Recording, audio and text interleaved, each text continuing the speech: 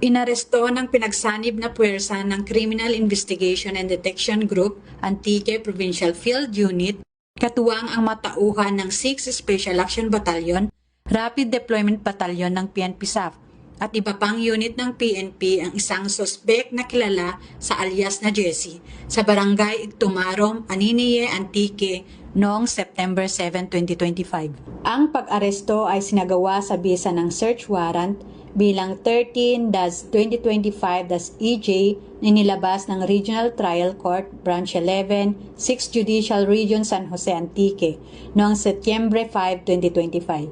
Kaugnay sa paglabag sa Republic Act 10591 o ang Comprehensive Law on Firearms and Ammunition Regulation Act. Nasamsam mula sa operasyon ng isang caliber .45 Remington pistol na may 4 na magasin at 13 na bala, isang improvised na 12-gauge shotgun ammunition, isang holster at isang sling bag. Nasa Criminal Investigation and Detection Group, Antique Provincial Field Unit na ang kustodiya ng naarestong suspect at mga nakumpiskang kagamitan para sa kaukulang dokumentasyon at disposisyon.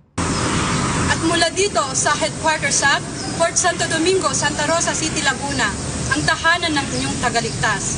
Ako ang inyong PNN correspondent, Patrolwoman Gloria Di Balawak, alagad ng batas, tagataguyod ng Balitang Pulis.